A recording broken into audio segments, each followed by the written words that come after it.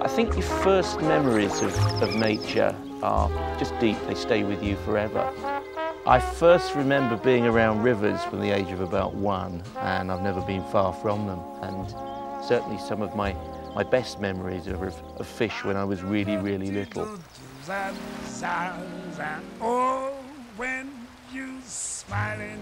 I suppose it's natural that when you kind of reach your teens or early 20s or whatever, and you get interested in cars and all the other things, you kind of tend to think, well, I'm just into big fish now, and there's a kind of that macho thing.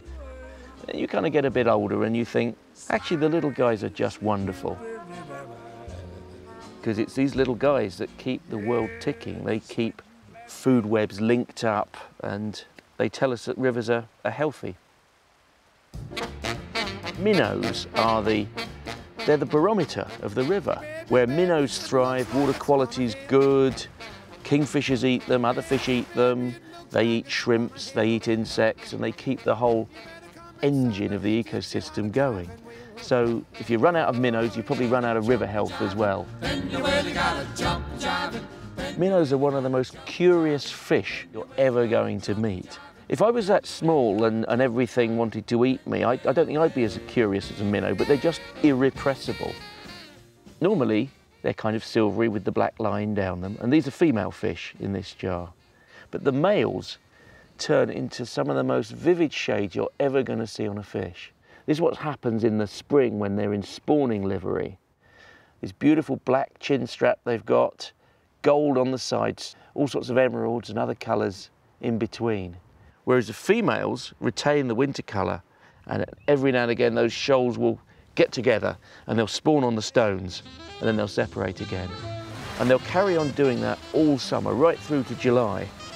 Anyone can come along and walk along a river and spot minnows. If there are minnows there, they're generally displaying themselves in the edge of the river, avoiding their predators in the deep water. And if you've got a net, if you've got a minnow trap, you can catch them as well. One of the amazing things about the bullhead, these guys, is that they can live the whole of their lives under the same stone. To me, there's something slightly froggy about them with their big wide mouth and their little eyes at the top of their head. Bullheads are quite difficult to see normally because they don't venture out much from under their stones, even by night. The best way is to go into a streamy bit of river and turn over stones, and that's when you're going to spot them. There you go. Nice, isn't he? One of the most important things, put it back exactly where you found it and put the stone that you turned over exactly where it was, because that's its home. It'll be totally disoriented without it. Well, the stickleback was the first fish I ever caught with cotton and worms tied to it. Well, there's something about the face of a stickleback that always reminds me of the knight in a chess set. There's a pointy, slightly horsey face and the big eyes.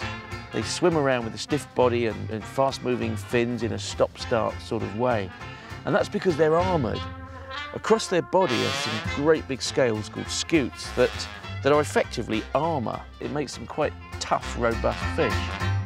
But they're also new men because it's the males that brood the eggs. They form nests out of weed, typically out of vegetation and twigs and whatever, glued together with secretions from their kidneys. And into them, they lure a female with a characteristic zigzag dance. And then once the females have laid the eggs,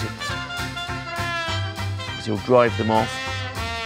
And then he's got his nest, he's got his eggs, and he fans fresh water through the nest to brood the young until they're able to fend for themselves. So they're wonderful parents, wonderful fathers, should I say. They've all got such different characters. I mean, the sticklebacks, they live in the still water on the edge and they're territorial, or the males are. And even the minnows, here's some females, here's some males. You can see how different they are. They've got different personalities.